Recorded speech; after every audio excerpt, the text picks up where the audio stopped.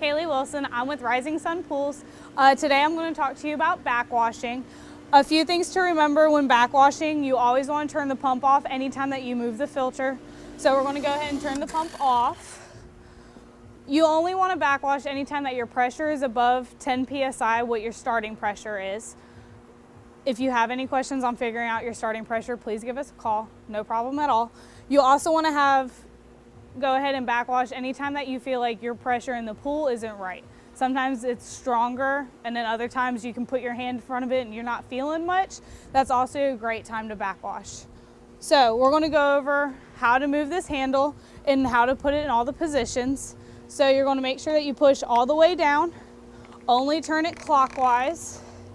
If it's tough, that's good. We want to make sure it's tough. I'm going to go ahead and touch base on what everything is. Filtration is taking all of the debris out of the water and catching it within the sand. Waste is a great spot to use anytime you're trying to lower your water level after a big rain, or you're trying to vacuum out any hard debris like dead algae, dirt that won't get caught in the filter. Winter is, as it says, anytime that you winterize, you want to make sure your filter's put in winterize.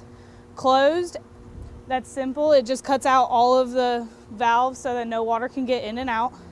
Backwash is what we're going to do. What that does is it gets all of the debris from the sand and pushes it out. Water flow can sometimes get slowed down because it's trying to get through all that debris and it can't get through there. Recirculate, it simply just takes the water in and puts it out of the valve. It never goes through the sand. It just stays in this valve right here. And then rinse. We will also rinse today. That makes sure that all of the debris within the lines is taken out and it won't return back into your pool. Make sure that you watch your sight glass when you're backwashing. This is the best indicator to see when you need to finish. It's going to go from dirty to clear. Hopefully my filter's dirty enough for you to really see a difference.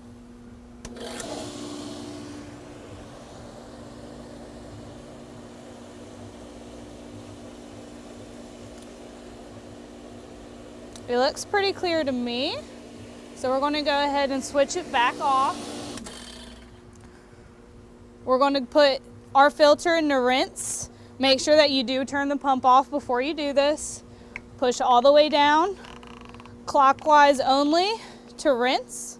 We're going to turn it back on only for a few seconds, 15 to 30 seconds, just to kind of make sure all of our debris is out of our lines.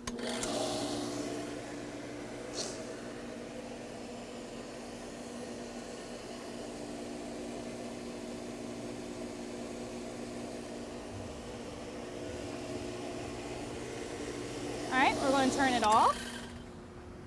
We're going to put our filter back into filtration. Remember, clockwise only. Make sure your handle's pushed all the way down.